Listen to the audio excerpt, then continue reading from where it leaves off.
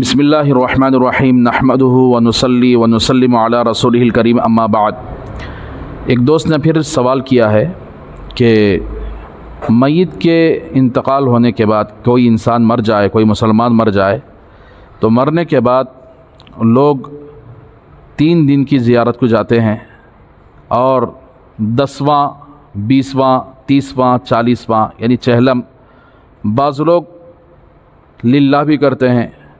کیا شریعت کی روشنی میں اس طرح کے للہ اور چہلم یہ سب کرنا کہاں تک درست ہے؟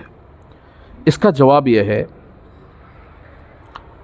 کہ ہمارے نبی محمد رسول اللہ صلی اللہ علیہ وسلم کے زمانے میں کئی لوگوں کا انتقال ہوا ہے۔ ہمارے لیے ہمارے نبی محمد صلی اللہ علیہ وسلم آئیڈیل ہیں۔ ہر کام کو ان کے طریقے پر کریں گے تو اس پر ثواب ملے گا، اجر ملے گا۔ اگر ہم نے اپنا ذہن چلا کر شریعت کے اندر کوئی نئی باتیں داخل کریں گے، اجر نہیں ملے گا بلکہ الٹا گناہ ملے گا۔ تو جو کام ہمارے نبی اور صحابہ نہ کرے ہوں اس کام کو کرنا اور اس پر ثواب کی امید رکھنا، اجر کی امید رکھنا، یہ نہایت ہی گناہ کی بات ہے۔ اس لیے کہ ہمارے نبی نے فرمایا کل بدعۃ ضلالہ، ہر دین کے اندر نئی بات یہ گمراہی ہے اور ہر گمراہی جہنم میں لے جانے والی چیز ہے۔ تو لہٰذا میت کے مرنے کے بعد شریعت کس بات کی اجازت دیتی ہے اور کس بات کی اجازت نہیں دیتی۔ یہ جتنے رسم و رواج ہیں 3 دن کی زیارت کے لیے پہلے مؤذن صاحب کو پکڑ لیتے ہیں۔ جیسے آدمی مر جاتا ہے 3 دن کی زیارت ضروری ہے، وہ زیارت جا کے اس کے قبر کے اوپر سندر ڈالتے ہیں، پتہ نہیں کیسے کیسے وہاں جا کر فاتحہ دلواتے ہیں۔ یہ سب کے سب غلط اور بدعت کی بات ہے، اس پر میت کو ثواب نہیں ملے گا۔ جو کام ہمارے نبی نے کرے ہیں اگر مؤذن صاحب کے ذریعے یا امام صاحب کے ذریعے کروا رہے ہیں تو اس پر اجر تو کیا ملے گا بلکہ گناہ ملے گا۔ دوسری بات یہ ہے 3 دن کی زیارت کوئی ضروری نہیں ہے، آدمی جب چاہے قبرستان جا سکتا ہے، اس کے لیے کوئی وقت متعین نہیں کہ 3 دن ہی کو جانا ہے۔ روز بھی جا سکتے ہیں، ہفتے میں 1 مرتبہ بھی جا سکتے ہیں، جب دل بولا جب جا سکتے ہیں۔ کوئی وقت کو متعین کر دینا کہ فلاں وقت میں جانا ہی ہے تو یہی بدعت بن جاتا ہے۔ تو اسی لیے حضرت مولانا مفتی تقی عثمانی صاحب دامت برکاتہم نے بدعت کی بہت اچھی تعریف کی ہے۔ حضرت نے فرمایا ہے کہ بدعت کہتے ہیں کسی بھی جائز چیز کو، مباح چیز کو ضروری قرار دے دینا کہ فلاں وقت میں یہ کام کروں گا، فلاں وقت میں نہیں کرا بولے تو میرے لیے یہ وبال ہو سکتا ہے، میرے لیے فلاں یہ ہو سکتا ہے۔ تو ایسی صورت میں یہی کام اس کے لیے بدعت بن جاتا ہے۔ مثال کے طور پر مغرب کے بعد کوئی آدمی یہ کہے کہ میں مغرب کے بعد 2 رکعت سنت یہ وقت میں پڑھوں گا اور یہ وقت متعین بھی کر دیا کہ فلاں وقت میں ہی پڑھوں گا، اس سے 1 منٹ ادھر بھی نہیں کرتا ہے، 1 منٹ ادھر بھی نہیں کرتا ہے، ضروری اور لازم سمجھ کر کہ یہ وقت میں پڑھنا ہے، تو پھر ایسا کام جو کسی نفل چیز کو متعین کر کے اور یہ حد لازم کر دینا کہ یہ وقت میں کرتا ہوں تو یہی کام اس کے لیے بدعت بن جاتا ہے۔ تو لہٰذا 3 دن کی زیارت شریعت کے اندر مشروع نہیں ہے کہ 3 دن ہی میں زیارت کرنا ہے، بلکہ جو دن چاہے جب چاہے آپ زیارت کر سکتے ہیں۔ زیارت کرنے میں کوئی گناہ نہیں ہے، لیکن متعین کر لینا کہ 3 دن میں زیارت کرنا ہے تو یہ بالکل درست نہیں ہے۔ دوسرا سوال یہ ہے کہ 10 دن کا کھانا کھلاتے ہیں، 10 دن میں کھانا کھلاتے ہیں، 20 دن میں کھانا کھلاتے ہیں، 30 دن میں کھانا کھلاتے ہیں، پھر چہلم کرتے ہیں۔ تو کیا شریعت کے اندر کیا ہمارے نبی نے کبھی ایسا کام کیا ہے؟ کیا صحابہ نے کبھی ایسا کام کیا ہے؟ دیکھیے، ایک طبقہ تو وہ ہے چہلم 20واں 30واں 40واں کرتا ہے، ایک طبقہ جو اپنے آپ کو دیندار سمجھتا ہے، یہ ساری چیزوں کو ہٹا کر وہ للہ کرنے پر آ گئے ہیں۔ یعنی للہ کو یہ سمجھ رہے ہیں کہ نام ہی دیکھیں للہ رکھے، یعنی سب بھی آ کر کیا چہلم کرنے آنے والے بھی انہوں بھی اللہ کے واسطے کراتے سو۔ اب انہوں چہلم کی ایسی بدعت پوری ہمارے معاشرے کے اندر پھیل گئی ہے، کوئی آدمی مر جائے بولے تو زندہ رہتے ہوئے کسی غریب کو کھانا نہیں کھلاتا، لیکن مرنے کے بعد اس کی اولاد اگر اس کی طرف سے کھانا نہ کھلائے، چہلم نہ کرے تو اس کی اولاد کو تانے دیتے ہیں کہ یہ یعنی اب باپ مر گیا لیکن ایک نوالا دوسروں کو کھانا نہیں کھلایا۔ بھئی اللہ تبارک و تعالیٰ زندہ رہتے ہوئے کھانا کھلائیے، مرنے کے بعد کس کو کیا کھانا کھلاتے ہیں؟ زندہ رہتے ہوئے غریبوں کو کھانا کھلانے کا حکم ہے۔ ہمارے نبی محمد رسول اللہ صلی اللہ علیہ وسلم کے دور میں آپ کو نبی کا ایک واقعہ پیش کرتا ہوں کہ نبی کریم صلی اللہ علیہ وسلم کے دور میں حضرت جعفر رضی اللہ تعالیٰ عنہ شہید ہو گئے۔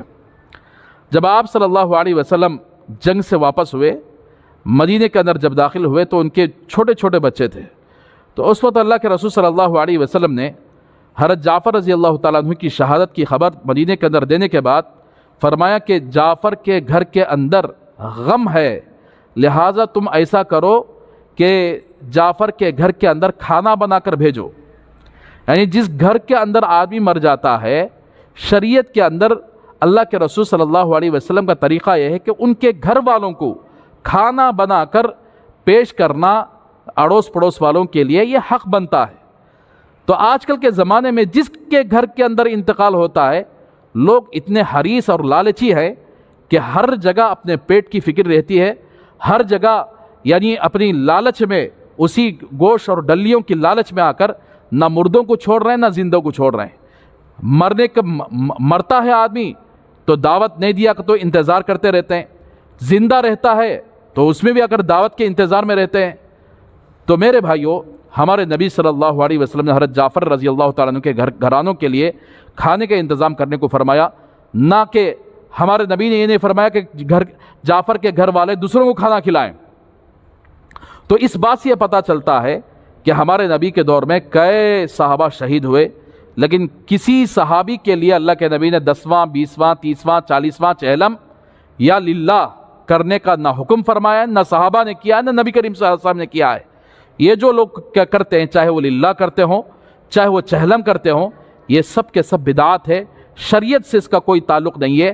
چہلم کرنے والے چاہے للہ کرنے والے یہ سب کے سب ثواب کے مستحق نہیں بنیں گے، بلکہ شریعت کے خلاف کام کرنے کی وجہ سے یہ گناہوں کے مستحق بنیں گے۔ یعنی اس کو ضروری سمجھتے ہیں، میت مرنے کے بعد ثواب پہنچانے کا ایک ہی راستہ سمجھتے ہیں، وہ یا تو للہ سمجھتے ہیں یا تو چہلم سمجھتے ہیں، حالانکہ ہزاروں راستے ہیں میت کو ثواب پہنچانے کے۔ آپ 2 رکعت نفل نماز پڑھ کے نیت کر لیجئے کہ فلاں میت کو ثواب پہنچا، اللہ پہنچا دیں۔ راستے میں جاتے ہوئے کسی تکلیف دہ چیز کو ہٹا دیجئے، اللہ ثواب پہنچا دیتے ہیں۔ یا 1 مرتبہ سبحان اللہ پڑھ دیجئے، ثواب پہنچا دیتے ہیں۔ 30,000 40,000 50,000 روپے آپ یعنی چہلم کرنے کے لیے پیسہ خرچ کرتے ہیں، ایک عمرہ اس کی طرف سے میت کی جانب سے آپ ایک عمرہ کر کے ثواب کی امید رکھ دیں کہ فلاں میت کو اس کا ثواب پہنچ جائے، ثواب پہنچ جاتا ہے۔ ہزاروں راستے ہیں، لیکن امت نے کیا کیا، وہ ہزاروں راستوں کو چھوڑ دیا، بلکہ یعنی ایک ہی راستہ ثواب، میت کو ثواب پہنچانا ہے، یا تو للہ کرو یا تو چہلم کرو یا تو فلاں کرو یا فلاں کرو، اس سے ثواب نہیں پہنچتا۔ جو چیز شریعت کے اندر اللہ نے اسے وسعت دی ہے، اسے تنگ بنا کر ایک ہی چیز کو ثواب کا ذریعہ بنانا، اسی کو کہتے ہیں بدعت۔ لہٰذا ایسی بدعت سے امت کو بچنا چاہیے۔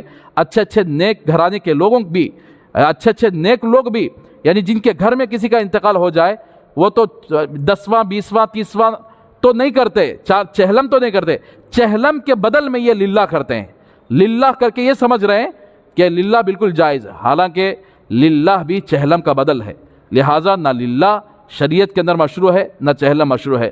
لہٰذا امت کو چاہیے کہ زندہ رہتے ہوئے غریبوں کو کھانا کھلائے، مرنے کے بعد ایصال ثواب کے ہزاروں طریقے ہیں، وہ ہزاروں طریقے استعمال کریں، صرف ایک ہی طریقے کو فوکس کر کے کہ یہ طریقہ ہی ہے جو اب یہ چہلم کرنے والے، للہ کرنے والے نہ نمازوں کا خیال کرتے ہیں، نہ نماز پڑھتے ہیں، نہ نماز کیا اس دن آ کر کیا ان کی نماز بھی غائب ہو جاتی ہے۔ تو کیا ایسا آدمی جو خود نمازی نہ ہو وہ چہلم کر کے اپنی میت کو ثواب پہنچا سکتا ہے؟ کیا ایسا آدمی جس کا تعلق دین ہی سے نہ ہو، کیا وہ اپنی میت کو ثواب پہنچا سکتا ہے؟ تو لہٰذا امت کو چاہیے کہ ان تمام چیزوں سے اپنے آپ کو بچائیں۔ اللہ ہم سب کو یہ تمام بدعات سے، خرافات سے اللہ بچنے کی توفیق